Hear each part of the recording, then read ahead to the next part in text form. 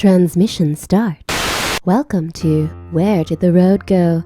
Join us as we wander off the path and explore lost history, consciousness, the paranormal, unexplained mysteries, alternative thought, and much more. We are present on the web at wheredidtheroadgo.com. Now here is your host, Soraya. Hey, welcome to the show. Tonight I present to you a roundtable that was inspired by one of our Patreons, and afterwards we actually ended up doing an entire another show for Patreons only, based on some questions that were given us in our Ask Us Anything. So if you're a patron, go check that out. If you want to become a patron, it's only $3 on the site a month, and you get extra stuff. We're probably going to do an extra Patreon show here and there. You always get extra stuff, plus anytime I can give stuff away, I do, and we're going to look at doing discounts on merchandise once that's available. Anyway, www.wheredidtheroadgo.com for everything Where Did the Road Go related, and we're going to get right into this because this is a long one. Here we go. All right, and welcome to Where Did the Road Go? This is an extra big roundtable show tonight because we have Joshua Cutchin, Red Pill Junkie, Michael Hughes, and Rosian from Project Archivist.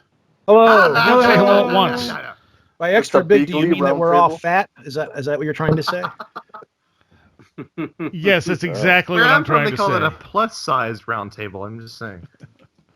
We call it portly, Rubenesque, of large stature. Extra large. The table of portly patrons. Yeah. And what I'd like to get to real quick before we get into the topic for tonight is Red Pill's doing something pretty neat. Tell people about what you're offering people. $20 for no, that's the other thing. No. So here's what I decided to offer to people on the interwebs. The chance of having me portraying you, your loved one, your pets, your enemies, whatever, in kind of like not the typical portrait, which I feel is kind of boring. I mean, you could much as well, take a picture, a selfie. So in the age of the self, I think that a much interesting idea is to portray the person or the character, well, as a character, in some kind of like a geek fantasy you always have, I mean, maybe you were a fan of, I don't know, Doctor Who, so you want to go and hang out with the Doctor, and ride along him on the TARDIS, or you were a fan of, I don't know, Battlestar Galactica, and you want to be Apollo, or you want to be a Jedi, or you want to be a Sith. I don't know, whatever. I think the sky is the limit, and I think that I can be the one that can fulfill that particular fantasy because I'm also, a very big geek myself. So those things are also of interest to me. So that's kind of like what I decided that could be my angle, to try to offer something that is interesting, aside from, the typical caricature. Nice. All right. So how can people contact you? Well, I mean, I think you could probably contact me through the Red Pill Junkie Facebook page, which right now is the closest thing to a personal page I have on the internet. Hopefully that will change in the near future. You can also, I think, contact me through the Daily Grail contact button.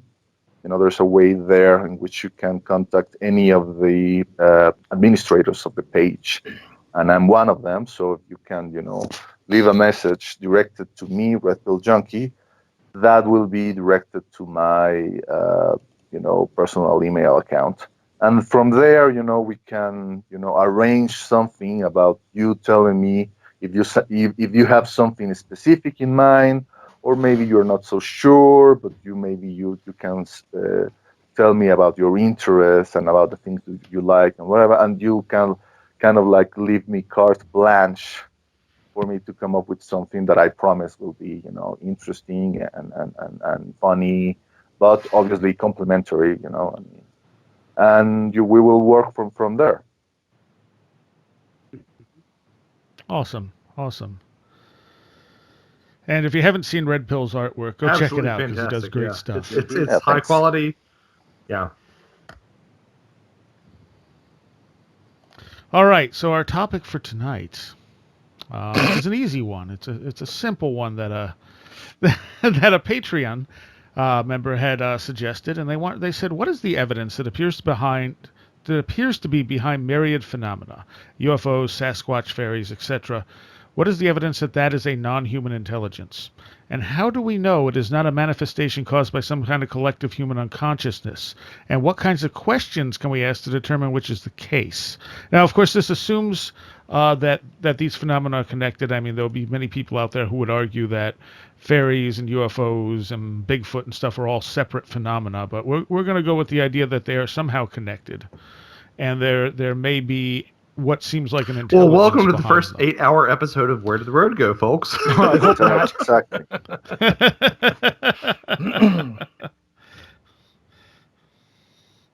So, wow, I'm not even sure where to start with this one because it is, as far as, it seems like a lot of this stuff almost blends together at a certain point. Like how much of it comes from us, how much of it is not coming from us, and Well, is let's there walk the really a question way down to tell? from where he starts at. And his first part of the question is there anything to prove that these are extraterrestrial? Is that what he's asking in the first part of it? No, I don't think that if No, there's a no, way no, no. to He's prove assuming they're it's all connected. non-human. That's difficult because wow, I just went Russian there for a split second. That's difficult because you want to lump everything together, and I don't think you can quite lump everything. If you want to lump the phenomena as a whole, then yeah, where do you start? If it's just UFOs, not abductions, not sightings, just UFOs, then yeah, you can break that down as saying, well, we think it's aliens because when these things first started being seen, they were doing and performing maneuvers and doing things that we knew of, beyond our technology range. From there, when you turn into the realm of actual encounters with aliens, whatever area you want to start in, the hot Venusians or strange blob creatures, whatever you want to call it, these were obviously creatures that supposedly said we are from Zeta Reticuli or wherever the heck we are from, and we're here as your space brothers, or we're doing this. Then it later evolved, to the gray aliens with Betty and Barney Hill, or possibly sooner. Then it turned into the reptilian mind world takeover agenda, the David Icke. And of course, there's all kinds of other stuff that happens in between these. I'm just hitting the major points. So, go ahead. Sure.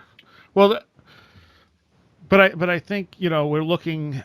I don't know that lights in the sky necessarily fall into the same category because that's assuming that lights in the sky and encounters are the same thing. I think what he's looking at it is if this is a different type of intelligence, something that's interacting with us through different types of encounters. How do we know it's not us? Let me get a crack at it. I think that maybe advocating for the idea of that it is of a non-human agency that is behind this phenomena. Maybe you could make the case that it is so. By looking at the way the witnesses react when confronting said phenomena. And it is a reaction of incredible fear, incredible nervousness. There's, how many cases have we read in which, there's even, that the hairs in the arms of the witnesses, stand up.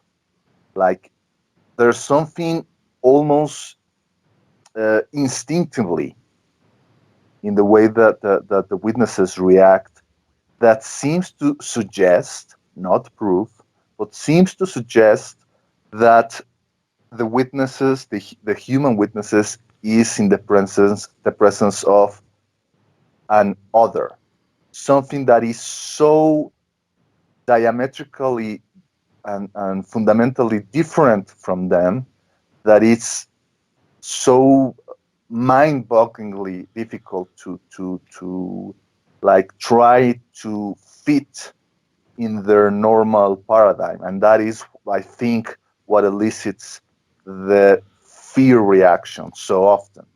Now, by saying that, I can, try to falsify my argument by saying that, well, maybe the witnesses is confronting an aspect of our human nature that is so often overlooked that we barely recognize it. I'm thinking about right now, I don't know, the theories of Carl Jung with regards to what he called the shadow, this aspect of ourselves, of our unconscious, that we try to keep buried deep beneath our psyche, and which is probably the worst thing you can do with the shadow, because you're only you can only keep it hidden for so long, and then it will rise forcefully and sometimes violently, and uncontrollably, and maybe this phenomena is the result of that. But I don't know. I mean, this question here is kind of like the $1 million question in Fortean phenomena, and I don't know if it will ever be answered. I think that the main problem with all this is that all of these phenomena, ghosts, UFOs, cryptid sightings, fairy sightings, whatever, all of those have one component in common, is that they are perceived via human witnesses. I mean, and then we get back to a very, Zen kind of like philosophical conundrum. If a UFO is hovering in the certain woods, is it even there? If a Bigfoot is walking on the forest and no one is there to see it, does it exist? So and that's the problem. If we could prove that these phenomena exist outside of the human provenance, outside of the human experience, like if we could prove that, I don't know, UFOs manifest on an uninhabited planet, maybe you could say that we have proven that it's a non-human intelligence. But then the problem is that you could then go another turn of the rabbit's hole by saying, wait a minute, but now that we have experienced this proof that it was seen on an inhabited planet, we have become involved, and therefore we are back where we started. So I think it's all these problems that are arising, that what I feel is it's probably something unsolvable. And I think that does sum up a lot of where the issue comes with. I mean, any concept of reality has to take into account that we don't know that anything exists outside of ourselves. We may be creating all of it. Anyone else have any thoughts that they want to chime in with? Mike? Yeah, I mean, that is the that's the $1 million question.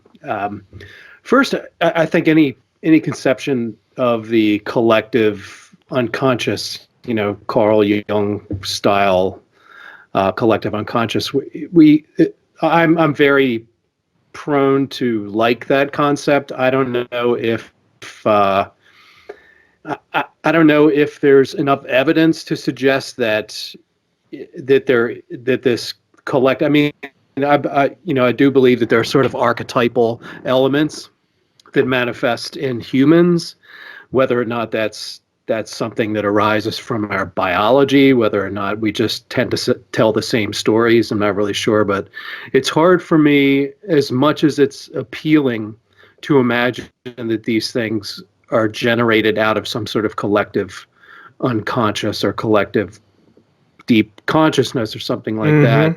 It's hard for me to think that can leave traces on the ground, that can manifest to a point where someone could take a photograph of it.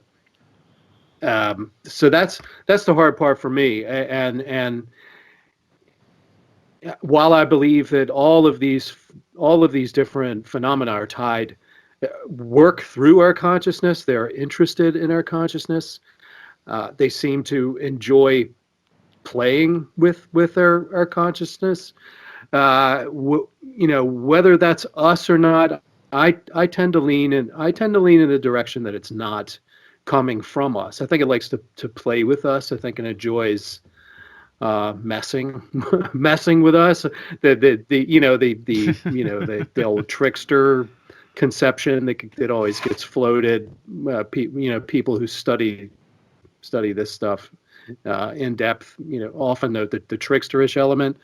And going back to what Red Pill said, the feeling that it generates, the terror, just the reactions of humans when they come into contact with us really makes it seem like whatever is behind it, whatever is when these things manifest, that they're not coming from us. And you're right that we can't prove this. And there's this may be absolutely unsolvable, but I tend to lean in the direction that these manifestations are something that is not human, and I could be wrong. I tend to lean with the idea that they are somehow needing us to interact here, whatever they are. They have to, so like when I had Ken Gerhardt, is that his name? Who did the Flying Humanoid or Flying Monsters and Humanoids book. And, he was a flesh and blood cryptid researcher, and he has all these one-off stories about these weird monsters. And what struck me is that maybe these weird monsters are only weird because part of their form is taken from us. Like, we see it, it goes, our brain goes, I don't know what to make of what I'm seeing. It's a monster. And if you're in a Bigfoot area, maybe your brain, even if you're not fully aware of it, maybe there's something in the environment that creates that image of Bigfoot over and over again, especially once people start expecting it. Yeah, and I think that, and I think trying to go along with what you said, and I think that it has been suggested by certain investigators, in parapsychology, that some special individuals act as some kind of biogenerator, almost as a kind of like a human battery that perhaps certain, energies or intelligence latch on in order to what you said, try to get a foothold or try to manifest more openly into our level of reality.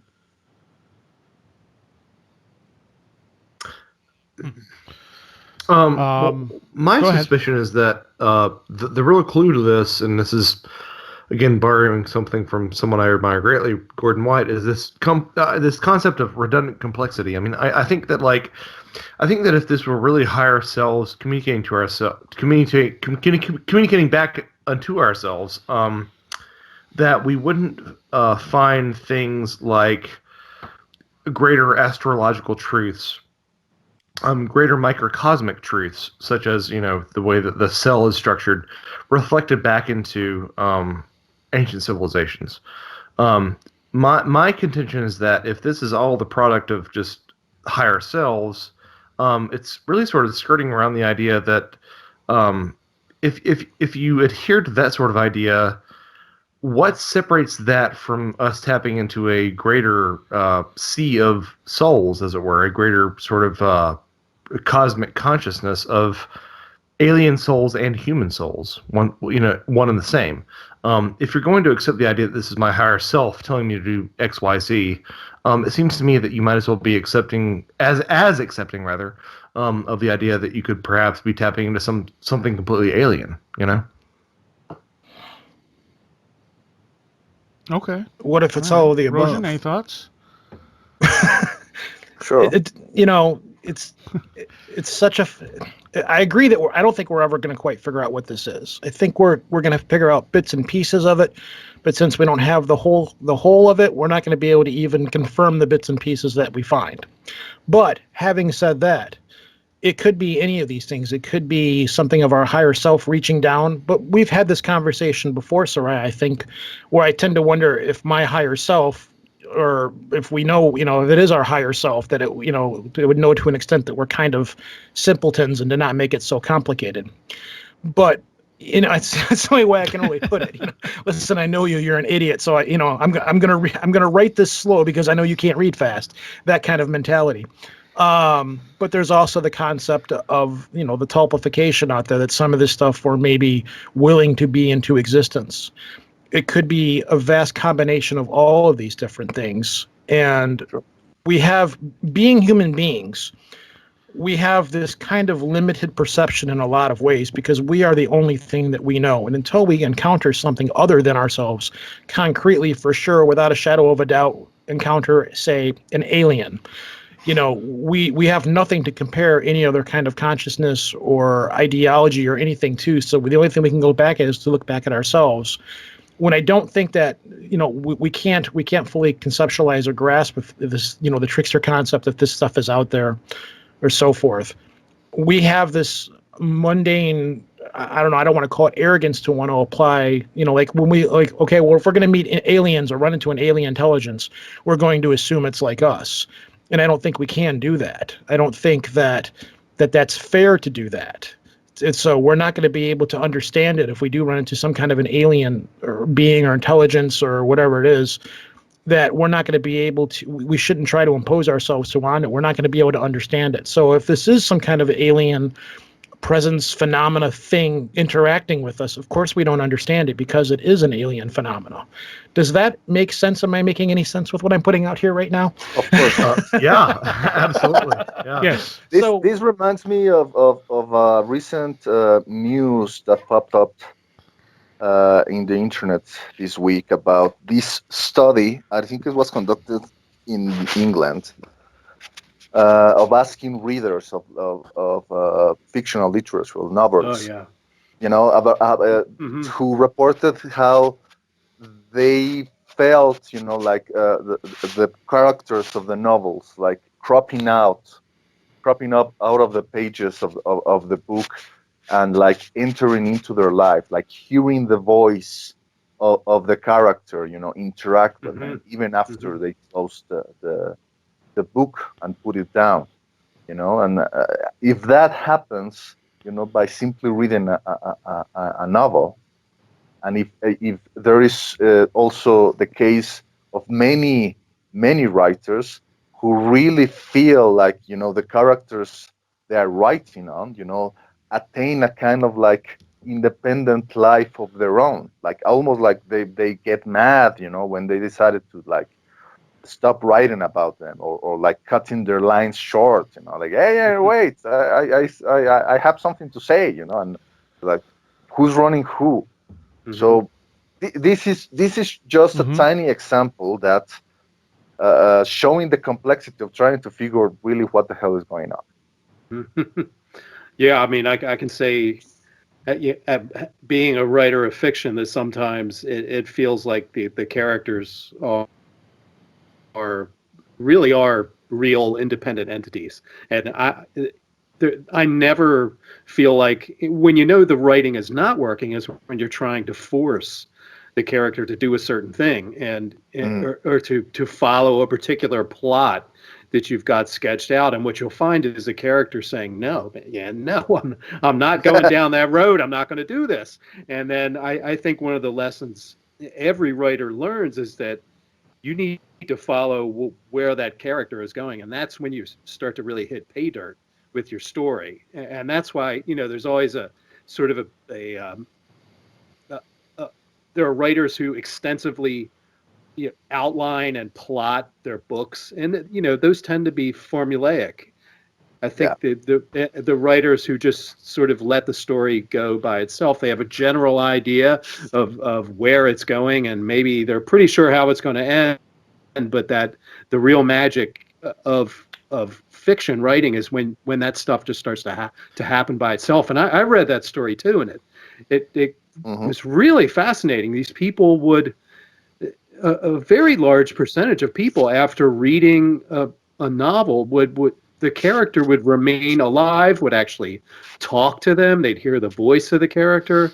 They would imagine that the character was real and things like that, which is, I was astounded at the percentage. And it really does point to the fluidity of our imagination, how our imagination is so, even when we think we're just, rolling through life in a very formulaic, not noticing things, just going with the flow kind of way, that really there's so much of our imagination that's at work and sort of laying out the road in front of us.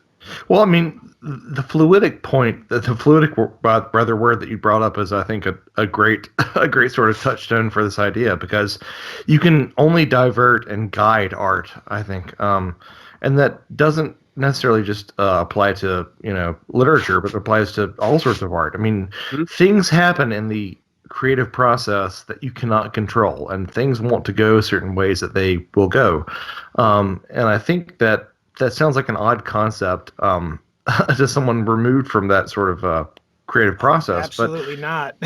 but to someone who is like a 9-to-5 sort of guy who does data entry, not to necessarily disparage that sort of occupation, but these things tend to sort of dictate where they're going to go, and you can at best you can herd them, in the ways that they're going to go. It's not just literature. I mean, composition as well.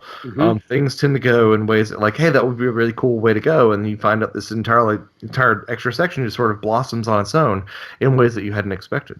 I have frequently said about my podcast, we say it all the time, that our show is working at its best when we just let it go. And whenever we try to control the kind of topics we're going to cover, kind of the directions we're going to go in, is when things begin to get stagnant and they start to fall aside.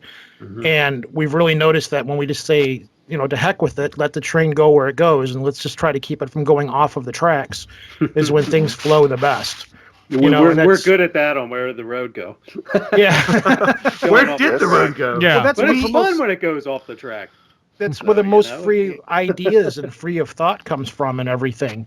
So, that's when things are at their most creative, is when you're thinking outside of those boundaries for the most part.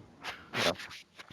So no, it's not that alien of a concept. It's just as long as you've got defined parameters, we need to stay between here and between here. And anything else, as long as we don't go through that wall and through that wall, we can go anywhere we want and do whatever we want with this room. But not that alien of a concept, but I think that people consciously or unconsciously, deliberately, sort of avoid facing this sort of ephemeral options, that they want to fall into this sort of routine. And don't get me wrong, the times in my life when I haven't had a routine have been some of the worst times in my life. But I don't think that people are willing to tap into that sort of let's get hippy dippy here. That sort of natural flow, man. People aren't that willing to get into that these days. Here, man, take a hit. So how do we tie that back in with what we're talking about, though? Because I brought up the fact that, it's like when we interact with dolphins, I often go back to dolphins because we know dolphins are fiercely intelligent. We know that they have their own communications. We know that they're very evolved creatures. But for the life of us, we cannot develop a way to communicate with them. We're trying very hard to communicate with this other thing that's on our planet that we're very sure is very intelligent and should be able to do it, but we can't do it because it's kind of a form of alien life. We're trying to imply our humanistic qualities onto this other creature, and the other creature is looking at us, the dolphins looking at us going, yeah, they're kind of cool up there on those things floating around up there, and they're trying to talk to us, but they're doing all this weird stuff to our water, and they just don't get it. And we're looking at the dolphins going, hey, we're making noises like you. We're going to play them back, and we're going to swim around with you, and everything's pretty cool. And occasionally you try to rape us, but, and we just can't seem to make it. We just can't seem to make it click. So I wonder if we run into alien intelligence, or when we see alien intelligence, or when we have some kind of interaction, it's kind of like us with the dolphins and the dolphins with us. Well, and then it goes, go ahead. Oh, I was just going to say, this has been one of my long-standing arguments as a Christian, that the fact that, suffering happens in our lives and we can't understand it or wrap our heads around it, or that the fact that certain adverse elements happen in our existence that we can't understand, it implies that perhaps that like if there is some sort of higher intelligence guiding that, and perhaps it's for a greater good that we can't wrap our heads around or that we can't conceptualize, perhaps that sort of validates the necessity of suffering. I mean, admittedly, as a Christian, if there's one of the failures of Christianity is the fact that it doesn't address the predominance of suffering in the world. It doesn't address the fact that people suffer. It's you can sort of pine away for a greater life after this life, and that'll be your reward. But what I find really intriguing about concepts such as reincarnation is because it addresses those ideas such as suffering is perhaps a growing mechanism. Perhaps there's a higher purpose behind the sort of things that are going into your life. These things are for a higher purpose. Is this why we all suffer for our art? I think so. I think some people, including myself, suffer for their art unnecessarily, but that's sort of tied into that. So again, it's this idea that like, I think that if there is some sort of objective intelligence that is governing the universe outside of what we can conceptualize, it is indeed outside of what we can conceptualize. It is, just like as Sarai and I talked about a while back on the Skeptico podcast, it's like taking your dog to the vet. Your dog hates going to the vet. It's one of the most traumatic, horrible experiences for them, but it's for their better good. And I think that perhaps, there's some sort of object lesson in that for how we can sort of interact with whatever this other is. Perhaps even something as horrifying as alien abduction serves a greater purpose in that sort of greater framework. Well, I think too that you forget that without the bad, you don't see the good. Everything in our world is dualistic. So if everything was wonderful, nothing would be wonderful. And obviously we're and I don't know if I necessarily agree with the sort of reincarnational idea of progression so much as that we may incarnate in different places at the same time. But like, I guess when it comes to suffering, I think there's generally a reason for it. And like with the concept of the dog going to the vet, it may not be that simple, but most of the time good things come out of suffering. It may not be for that person, but it moves everything forwards. And it may be how we best interact with this world is by trying to alleviate suffering and having something to strive for, because without something to strive for, what would we do? That's the Matrix conundrum. That was what they brought up in the Matrix, that they made a world that was, the first Matrix was completely perfect, and people couldn't handle it, and they started killing themselves. Yeah. So they had to recreate the Matrix, giving people jobs and suffering and so forth. Because it just seems to be a part of how we exist. Well, that sucks. And from another, well, yes and no. I think if you work with it, if you understand that, it helps you deal with suffering a little bit better. There's also the idea that without suffering you don't learn compassion, and when we suffer ourselves, then we understand the suffering of other beings too.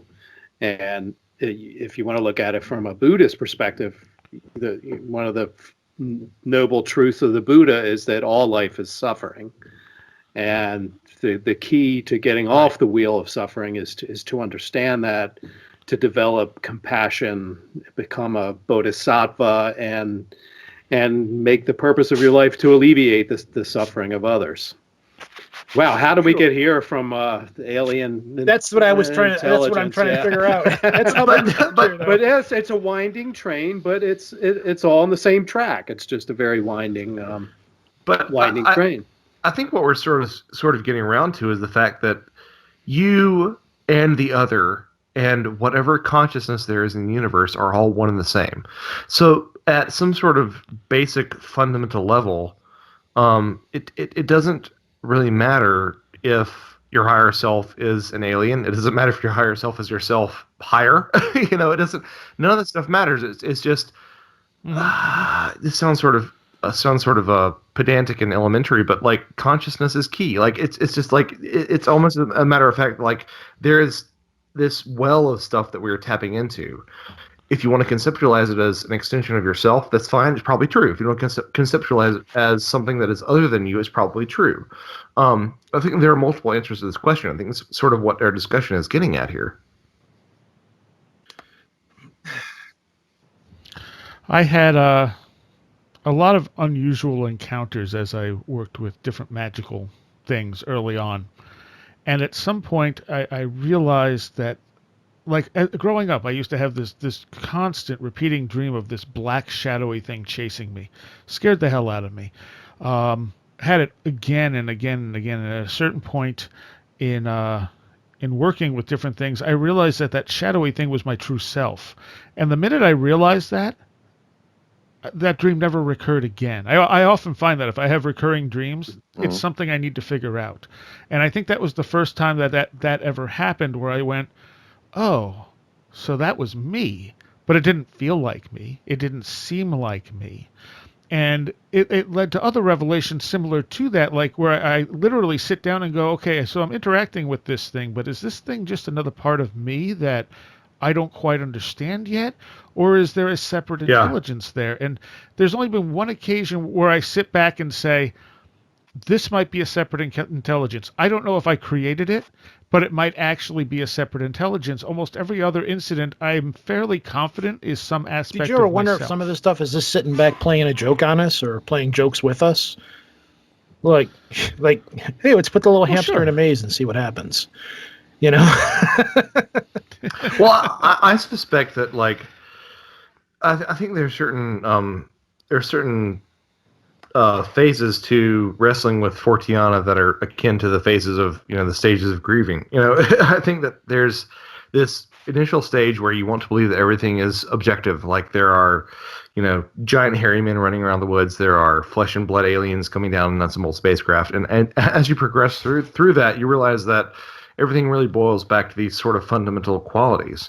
I think that's part of what we're all trying to wrestle with in different stages of where we are.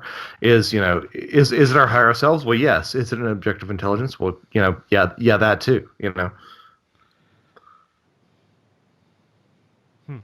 Yeah. And like you said, though, I don't remember who said it. One of you guys said it. Mm-hmm. It may not matter. I mean, you're still getting the same amount out of it, regardless of whether or not it is something else or not. That's tricky though too, because what are you like? When I've had all of my experiences that I've had, I've gotten nothing out of really any of it. I've never when I saw the little UFO thing that I saw, I was like, well, that was kind of anticlimactic. I didn't get a message. I just saw something going through the sky. And most of the weird stuff, the only thing I've really gotten anything out of the synchronicities that happen in my life, and that's it. All of the other strange stuff that ever happens, I just kind of go, well, that's great, but I got to go to work tomorrow. Yeah, but here you are. Well, yeah, but I was already here before. I mean, even when I do this now, see, a lot of this stuff, I might not be the best person for this discussion, because a lot of this stuff I don't ponder that much, because the answers are never really forthcoming. It's nice to sit back and look at them and talk to them and poke at them and and hypothesize what this stuff could be. But ultimately, I'm not. It doesn't affect me as much, because we've never gotten answers, and ultimately, I don't think we're going to get answers. And again, as I said earlier, I don't know how much of this stuff we can tie together as a lump of some kind. There's this tendency to want to throw it all together, like at least with us. But if you go talk to a ghost hunter, I've met many ghost hunters like, yeah, the UFO guys are nuts. And I've talked to Bigfoot people, and the Bigfoot people are like, yeah, those people are crazy. But I'm sure that this Bigfoot upright walking hominid, then if you talk to the UFO people, they're like, well, this is all I care about is UFOs. Ghost hunting and stuff like that, that's nice. You see it on reality television. And then you've got the people like us who are kind of like, we're the back party that goes, you know what? All of you people need to look at what you're doing, because you all have similarities in this stuff. There's these things that bleed over into one another. That is what fascinates me. But when you talk to these people individually, you're kind of like, all right, well, I can see you're at the dead end of your road. So you just keep exploring. And when you hit that brick wall, then you check out the little creases in the brick wall and see what you can find. So, but I'm not really looking for greater answers on all of this stuff, because I don't think I'm going to find any of it. What are you looking at them? I'm just it's the phenomena as a whole is fascinating to me, and to see these kinds of things unfold and how they affect people and the legends behind them and how and how they work. Even when the stuff happened to me, it was like every time if anything, I experienced frustration out of it, because like when I saw the UFO thing, I was like, well, this sucks, because as I'm like, why is there nobody else here to see this with me? I want somebody to drive down the road so I can point at it and go, do you see that? Am I the only person seeing that? There's always this level of frustration where it's like, okay, this is nice, but I'm not getting anything out of this. So you're kind of wasting my time here. I don't, but then I tend to wonder where, if I was given some kind of message, would I be able to get that message across? Would I be able to tell it to anybody? Would anybody listen? Or would I be like some of those people that ended up at the UFO shows?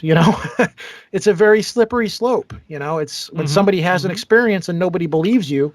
I can see how people end up those UFO shows and they start going down the reptilians are out to get us path, because you have an experience, you tell people about it, nobody wants to believe you, and then you find a crowd where it's like, oh yeah, I believe you, I listen to you, and I'm interested in what you have to say, and this is what we're talking about, and you kind of get accepted into that group, and then you start to go down that hole. Well, I think sorry. I think we should try to make a difference between, I don't know, validation, yeah, exactly, self-validation, and what you are referring to. I think is more akin to communal confirmation. Yeah, you could have, grabbed the lady on the street and say, hey, lady, do you see that? And the lady would say, oh my God, what is that? Or a police officer. Right? And okay, so you get a bit of communal confirmation, but is that more important that, some kind of like self-validation that doesn't get that to an kind of extent, confirmation by the tribe? I don't know. It's like, I feel we are so preoccupied by getting that confirmation from the tribe that, like, you find some famous person on the street. What's the first thing that everybody in our society does? Oh, can I take a selfie with you? Because I want to show to my friends that I saw you, that I met you.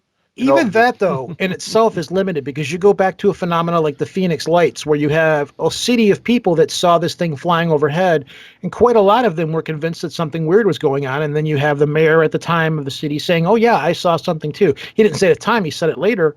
But ultimately, even though there was that mass validation of, yeah, I'm seeing this, you're seeing it too, okay, you phone 911, everybody is seeing this.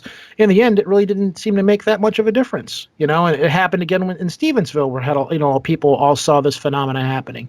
There's been mass sightings or mass validation of people have seen things. For me personally, it would have been like, okay, I'm not the only one seeing this, so this isn't just happening inside of my head. And to some small extent, that probably would have meant something to me. Ultimately, it wouldn't have paid off, but it would have made me feel that just that much better at that time. I know that sounds weird. No, but it's because, 50 people could have the same experience, but it could affect them in 50 different ways. Like, exactly. Maybe if I had been the one to have seen that tiny UFO, like it would have been like the best thing that ever happened in my life. Well, one person could see it and be like, I'm seeing a UFO. Wow, this is crazy. But another person could see it and be like, well, I'm seeing a UFO. So therefore, if I'm seeing a UFO, that means that alien abductions could be true. And, these things that are happening, that's probably very true as well. Whereas somebody else can be seeing it and they're of the skeptical mind. They go, we're probably seeing a weather balloon, or, well, the new buzzword is drones. So we're probably seeing some kind of a drone. That's probably absolutely not a UFO. It's the same idea of the three blind men walking up to an elephant. Yeah, big deal, I have a very different sort of reaction. I'm not frustrated at all that I haven't found the answer. My personal experiences, I saw the UFOs, the lights, the weird consciousness contact thing I had with my girlfriend. She saw it too, but I'm not frustrated. I find not knowing the answer, I find the mystery itself constantly invigorates me. Mm-hmm. I'll agree with that. And that's why the people with the answers that we talk about so often, that's why, we kind of denigrate them, and that's not their fault. When you're looking at something from one level, we all probably started reading, thinking about UFOs, thinking they were aliens and all. But the more we started listening to people's actual experiences, the more we realized that there's so many different levels to this. So to me, that's not frustrating. Like the eventually, as Keel, Vallée, lots of others have said, you go from being a person that's looking at this stuff from a material level to turning into a mystic, and look at the stuff that we wind up talking about, because we've exhausted all those very facile explanations because we know better. We've heard too many people talk about it. We've listened to the people who've had these experiences. We've had these experiences ourselves, which leads us to an understanding that it turns us all into weirdo mystics. And that's why on this show in particular, we wind up talking about reality and God and all these deep, heavy stuff, because that's where it takes you. That's where if you get pulled into this black, dark pool of the paranormal, of the Fortean, eventually you either crack because you can't wrap your head around paradoxes and absurdities, or you start to realize that it's all about paradox and absurdity, and that just blows open everything. And you can't help but talk about these deep issues, these deep ontological issues about what our reality is. And that's where I think that's where you go if you don't crack, if you don't fall apart, if you don't become the David Icke, reptilian, guy on Alex Jones or something. It turns you into a mystic, and that's why so many of us wind up looking into things like magic and spiritual systems and religions and things like that, because that's where this stuff leaves us. It gives us no choice, really. So I see. And is that by design? I think so, yeah. I tend to wonder if some of this stuff actually is nuts and bolts, and some of this stuff is just something impersonating nuts and bolts to get a reaction. I'm of the mindset that it's not one thing; it's possibly many things. Yep. So, it's like it could also be like, you've got the African tribe that's not had any contact with human beings, and then an airplane flies overhead and lands. Or an airplane flies overhead and they're like, the great gods are giving us a sign, when it's actually the guy on the airplane going, oh, look, there's a tribe of natives right there, So, I don't know. It could be, I just don't think it's healthy to put a tag on one thing and label everything as that one thing. So. Well, I think it's symptomatic of the American mindset nowadays. I mean, it can't be this and that, It's either one thing, you're either a Trumpite, or you're you're either a Trumpite, or you're with us or you're against us. Yes. It's Anyway, but there are dividing lines. We can't. Seriously, I mean, we can't. Otherwise we get into this very value-free, relativistic.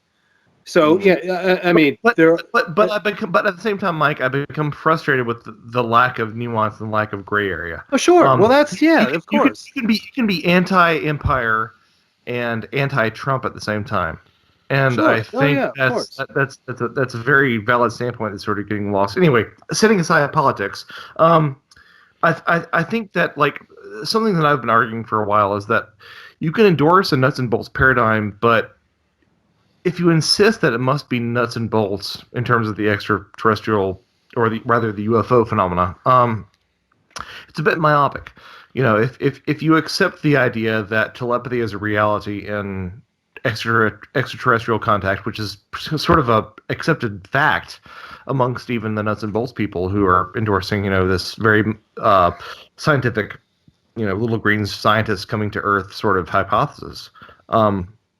If you accept the idea of telepathy and other sort of psi aspects of it, there's nothing to exclude the fact that perhaps we're seeing, when we see lights in the sky, we're seeing advanced extraterrestrial races remote viewing Earth. There's nothing to exclude that, but not always. The possibility Sure. is not always that, though. Not always, but what I'm saying is that like this hybrid sort of this and that sort of piecemeal cafeteria style idea of approaching the unexplained in general, I think is very useful. And some people might cite that as something as being sort of a fence setting sort of wishy-washy endorsement of this and that, but to the contrary, I think that it's the symptom of an open mind that says that it could be some of this and some of that. This aspect is definitely happening. That aspect is definitely happening, but no exclusionary endorsement of either side is really explains the bulk of the phenomena. Well, when you go back to what I said earlier, where you have where it could be a how can I put this? Okay, let's take Bigfoot. All right, so there are people who believe Bigfoot's flesh and blood, and there are people who believe it's a paranormal thing, and it could be both. And it could also be that people have been seeing a real flesh and blood ape, and then they encounter something weird in the woods that their brain can't wrap their minds around, and so they make it Bigfoot, either by some... however this phenomena works, it then your brain then sees that as Bigfoot, but now that Bigfoot is paranormal because that's not an actual flesh and blood Bigfoot. That's a bit of energy, a bit of as I've said before, like a wandering bit of consciousness that now has the witness to it. The witness has been contaminated by Bigfoot. The pop culture Bigfoot. The witness has been contaminated by the pop culture flying saucer. Yeah.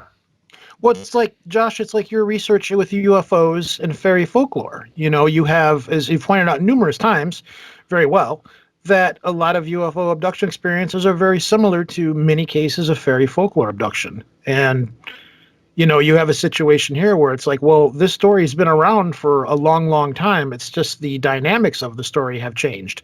Instead of a small fae-like creature taking this person to the Fey world, now you have little gray aliens floating you out of your bed and into some place else that you're not sure how you got to, and then you're back again. Yeah, and to me that's the thing is like the trappings, the window dressing will change quite frequently with culture, but the fundamental bedrock stuff will remain pretty constant. Yeah. In terms of child theft, in terms of communing with the other through food, in terms of these sort of odors that we experience. I think that's a great point, Rojan. So the question is, what's actually changing? Is it the way it interacts with our consciousness that causes it to change, or does the phenomena intentionally change as our culture develops? Like, is it a reaction to us, or are they driving us towards something? Yes is the best answer you can give to that. Well, but in all seriousness, I think I think yes might be the best answer in terms of this nuanced sort of thing that I suspect Rojan is getting into right here. That's exactly. Well, first off, it's like we said earlier, the guy could be having a real Bigfoot experience, and then we'll call it the phenomena comes along and says, well, he's had a Bigfoot experience, so I'll do this. Or, wow, that guy's had a UFO experience, so I'll do this. Or, it's a matter of, is there something out there that's mimicking or aping or doing what it's got to do just to do whatever it is doing? For whatever reason that it may have, aside from all of the things that could be actual real phenomena, or somebody could be seeing a UFO, because once a person has some kind of an experience, it's like Josh said, that experience becomes tainted for whatever else experience they have. Because you see, like, there's stories out there, and I go back to this one time and time again, where you have people that have Bigfoot experiences, but they also have a UFO experience that's tied to it. And those cases are the ones that kind of get relegated off to the side because, well, it's okay, we got a UFO case here. This is really interesting. But then he saw a Bigfoot. So now I've lost interest. And at the other side, it's like, well, we had a Bigfoot here and this is great. But then he said he saw lights floating over the lake after he experienced the Bigfoot phenomena. So maybe this guy's a little loopy. And you have guys like us that sit back and go, no, he's not loopy. He had a genuinely cool experience here that neither one of you guys want to, relegate into. So, it's like, okay, did he have a Bigfoot experience? And then something came along, the trickster phenomena came in and said, let's have some fun with this. Or did he have a real experience of some kind outside of that? The world may never know. Well, my tolerance for people in any of these communities who write off stuff as being completely crazy. So ufologists who say people who see Bigfoot are nuts, or vice versa. My personal assessment of those people just plummets, because guys, we're all in the same, like we're occupying the tiniest slice of the cultural chart. I mean, we're our toes are gripping the very edge, and you're gonna discount these people because they saw something that is crazy that doesn't fit into your paradigm versus people who saw something that crazy that does. I mean, it seems silly to me. I think I would like to see more cooperation between these disparate fields and the paranormal in general. I think it's happening, though. I mean, I think that's been totally.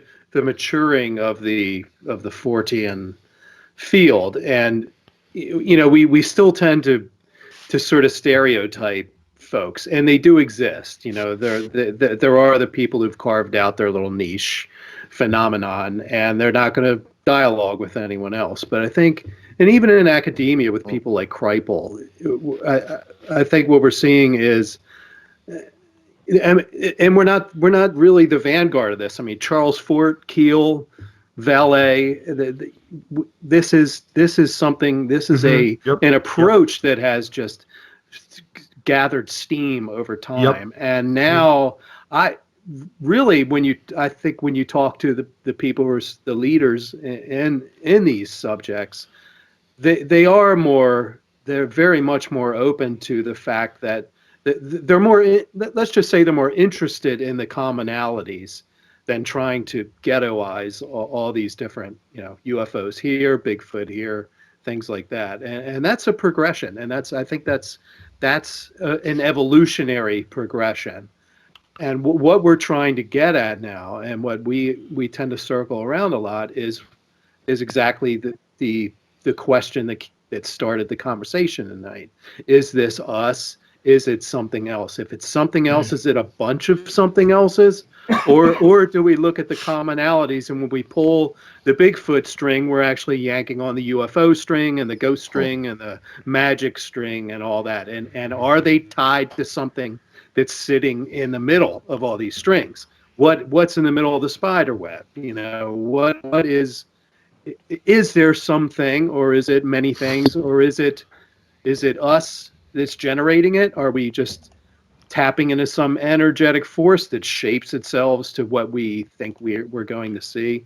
And that's really that's the crux for me, at least. And coming full circle back to that question, it still feels like there's something else. And just one thing that kind of popped in my mind is, if I'm sitting across from you guys, and not just talking over the internet where you could be, a sentient piece of software or something, for all I know. But if I'm sitting across from you, I know you are an other. Okay, I know you are. I know there's something there in you. Okay, we all feel that. We might not be able to sort of describe why, but we know when we encounter an other. I'm sitting here. I'm looking at my pet rabbit right now. He's an other. There's something there. We just know that on a very root level. And when I encounter something that is other, but it's unexplainable other, there's still that element there that I understand as an other. That's what people experience when, from everything from a UFO encounter to a Bigfoot, some sort of cryptid, a ghost, or a DMT vision even. Or something like that. But I think we have an innate understanding of when there is an other, that it is truly an other. And that's what I keep coming back to, that it's that knowing that this is not us, that this is something else. And of course we could fool ourselves, there's always that possibility. But I think as human beings, we innately understand when we're in the presence of another consciousness. Incredibly well said, Mike. I mean, Yep. you took the words right out of my mouth on all of that. Like, yeah, kudos. Good, because I felt like it was verbal diarrhea. No, I've been feeling like that all night. I can totally relate. I think you deserve a round of applause. Honestly, for us, like, I think this is sort of the crux of things. It's a very slippery idea to get your hands around. Like the idea that, because as somebody who has grown up with flying saucer stories and all this stuff, like I want it to be an objective other. I don't want it to be a higher self. You know, I mean, even as reassuring spiritually as that concept is, I want it to be some sort of weirdness interacting with us.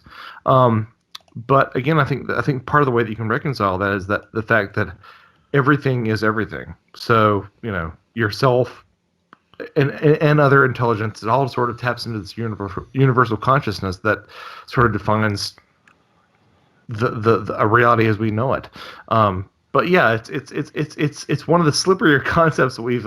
It is. That's why I've been throwing. You know? I'm not trying to be the jerk by throwing this stuff out there tonight, but it's just there's a lot of facets to it. You know, there's a lot of room for devil's advocate. Not even going into the skeptical realm. You know, just okay. You know, if we're in the realm of we believe something is going on here, then okay, well let's try to pick that apart alone. I mean, I think that the scale is weighted in favor of being higher selves, honestly, because if you start, I mean, because if you start to think about in terms of consciousness, I mean, what the problem is saying that there is some sort of intelligence that's interacting with individuals outside of what they know, right? But if you start dipping into ideas of, you know, a collective unconsciousness of humanity as sort of being, you know, this sort of humankind's nature and humankind's collective knowledge in which it can dip into to retrieve stuff, it gets a bit difficult to argue that there's some sort of, you know, external factor in that. I personally think. And don't get me wrong, like I'm a staunch advocate for something else other than mankind sort of intervening with what we are. But for me, it gets a bit difficult to say because again, that thing that you circle around to is that that everything that exists that has sentience might possibly be drawing from the same sort of well. But is it still? But do they have agency? I mean. You know, that can get really solipsistic to the point where, you know, we're all one sort of groovy, you know, I'm creating you all in my head. And honestly, I mean, that you know, this like, you know. Oh man, he's on to us. All right, well, gotta go. I told you guys this wouldn't work. I think, no, but honestly, but really, like, I think that solipsism gets to the core of what you're talking about, Mike. Yeah, I think that solipsism is a really key concept here. You know. Yeah, but like, are you, you know, do you, when you're sitting talking to us, do you not feel, at least on some level, that we are, you know, independent consciousnesses interacting with you? Well, yeah, because half you guys are assholes. So. Thank you. Thank you. But, so my point is, I mean, I understand that on sort of a conceptual level, but I'm talking as a human being sitting here, you know, day to day interacting with people. I have to assume that those other folks out there are independent consciousnesses. They have agency. So if I run into some really weird thing that also seems very much an other, why would I assume that somehow I'm generating that? Well, take for example what happens when you're dreaming. I mean, you're dreaming that you are, you know, in a house or whatever. Mm-hmm. That That's house, a good point. Right, in a way, is part of you. You are generating it, but you are not perceiving it as part of yourself. Sure. But separating the dream consciousness, which I agree, that's a great point. But in waking, sort of consensual interactions with people, I think we all, if you're some, grand spiritual, sort of mystic, yeah, I think you can feel that sort of we are all one, unity, non-dualism. But in our day-to-day interactions with people, like I think it sort of degrades other consciousnesses to sort of assume anything other than they seem to be what they are, which is independent beings existing alongside of me. Does that make sense? Like for me to feel that you guys are just sort of, that I'm generating you, while that has a sort of philosophical appeal to it and might make sense in some way. It just, Mike, I like you in your ability to be like, does everybody know what the heck I'm talking about? Because I frequently find I say that in every episode that I'm on here. And I'm glad I'm not alone in that.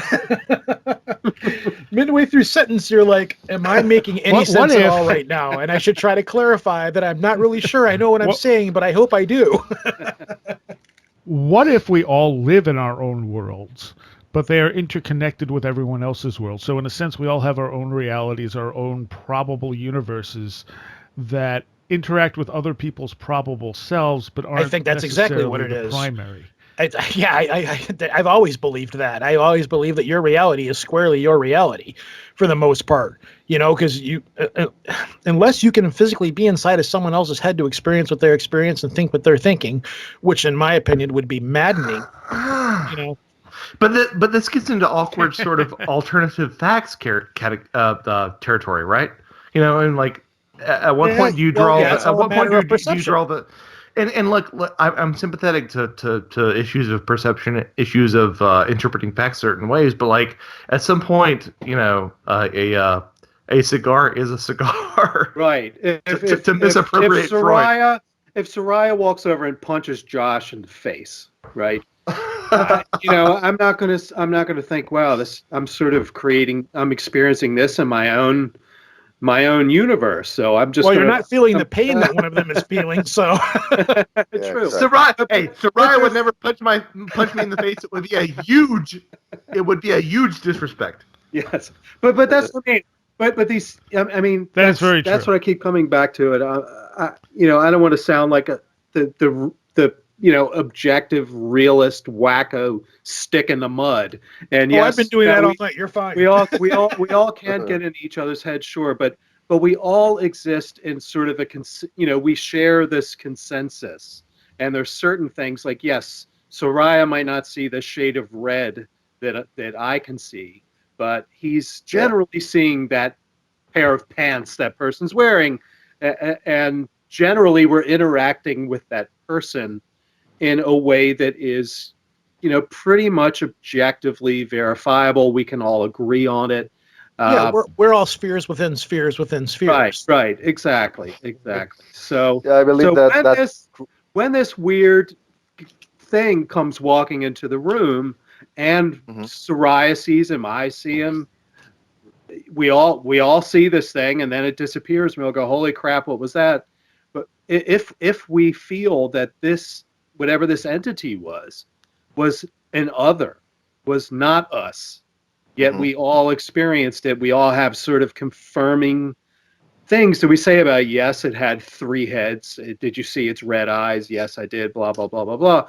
Then I don't understand why we can't sort of work with the assumption that it's very possible, if not likely, that is an other versus something that we somehow created out of our collective. Well, is Michael Hughes so enlightened that he projects this particular manifestation onto other people around him when he witnesses this thing? That's the real question, right? Mm-hmm. Not saying that you're enlightened. Well, as you know, so yes. No, I see what you're saying, but I don't know. I think at some point we have to sort of throw our lots in with what we can all sort of objectively witness and experience, and approach it at least from a certain level of likelihood that is something objective there. Yeah, you're not going to get an argument. It's not a mass hallucination. Well, that. Again, there are probably lots of exceptions to this. I think as a sort of a ground of approaching things, we have to sort of assume at least a basis of objective reality existing around us. Yeah, well, and at least a base level. You're harking back to the problem, that philosophers and scientists started to try to figure out in the 18th, 19th century, whether there was a world, outside of us, a tangible, objective world outside of us, and if there is, then that you can measure it, and you can, try to study it, and that measurements will be valid for you or for someone 200 years from now. It will be, and that is the backbone of science. But at the same time, the problem I feel that happened then when they accepted, or they took a stance and said, yeah, there is a world outside of us, is by declaring, yeah, there is a world outside of us, and we are not in any way or form connected to them, connected to the world. And I think that is the flaw of materialist science.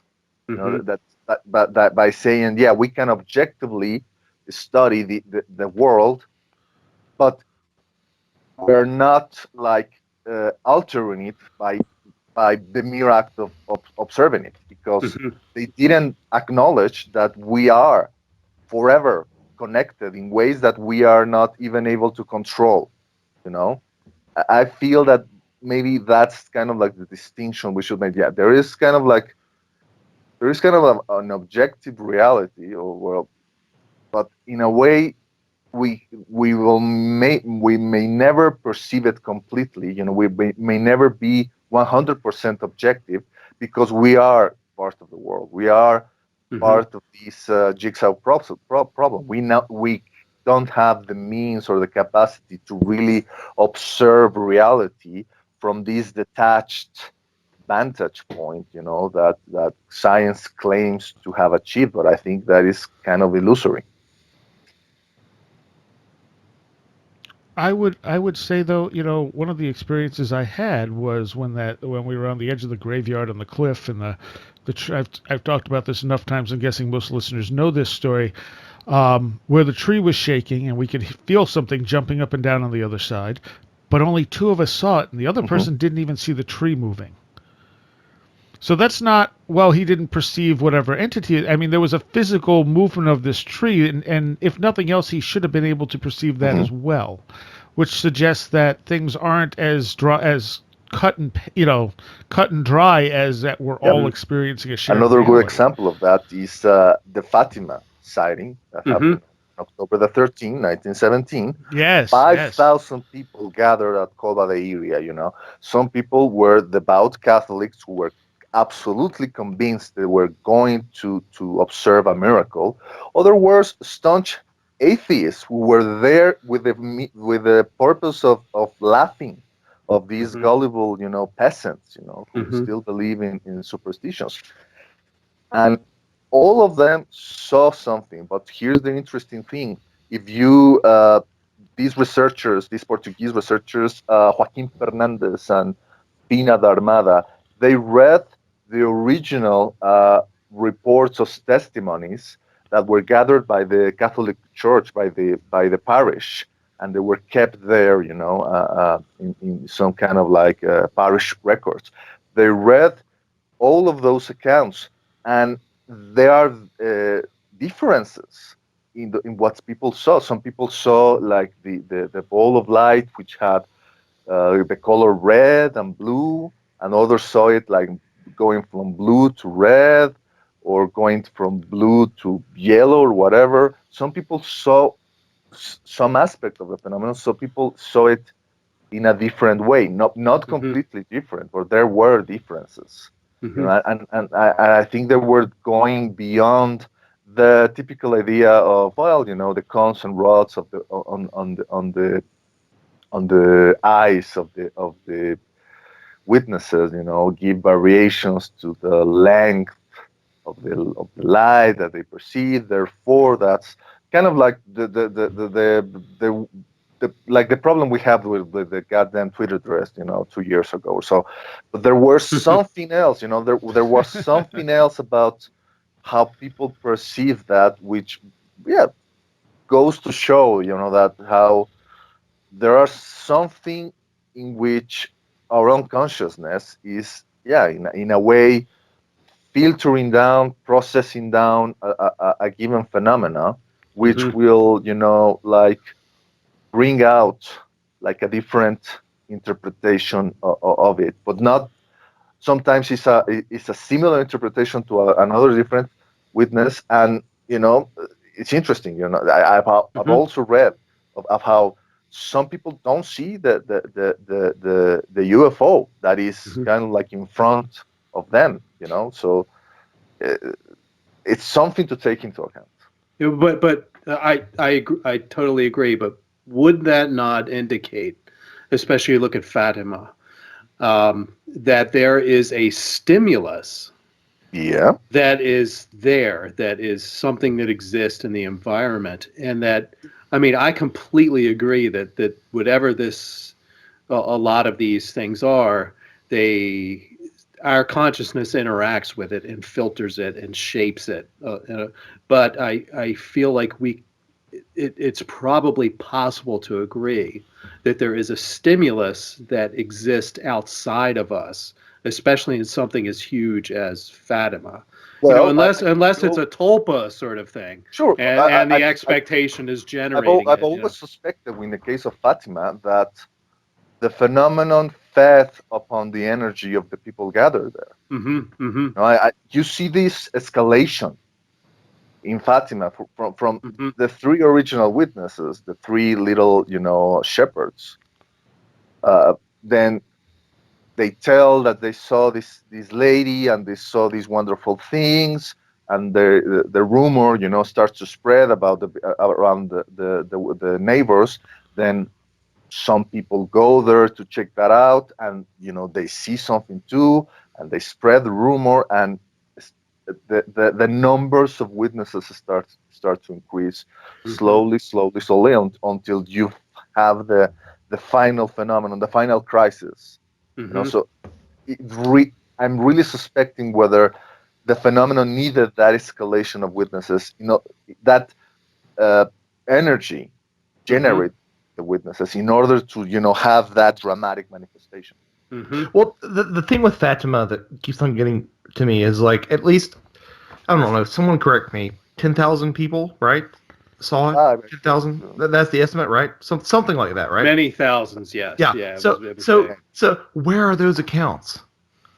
In personal, you know, correspondence, I'm sure that they're there. I'm not denying the validity of that experience, but like, where are those accounts? And it becomes, I mean, they were gathered. Yeah, you know, they were there. Yeah, when the church conducted their investigation, because they wanted to see whether it was a valid miracle.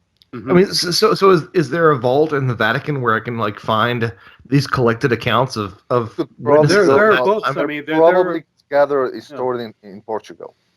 Okay, well, this is probably an aspect that I'm underdeveloped in. There are a couple of very good books about it that have accounts of Heavenly Lights is one of Heavenly Lights. Yep. So it really was that robust of a witness. Oh yeah. Because, like, I hear all the time that it was that well witnessed, but I don't always see the sort of documentation backing that up. But if it was, check out those books. I mean, there's a couple of researchers that have done an excellent job. Fair enough. Highly recommended those. I'm incorrect. Okay, good. All right. Well, let's bring things down to a close. I think that generated some pretty good discussion there. Thanks, that was Alfred. thanks to Alfred, Good, one of great our question. Patreons, Yep. that whole Yeah, conversation. Never write again because these were good.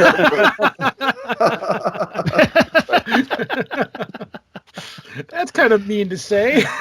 And Go away. well, it's because it was such a hard question.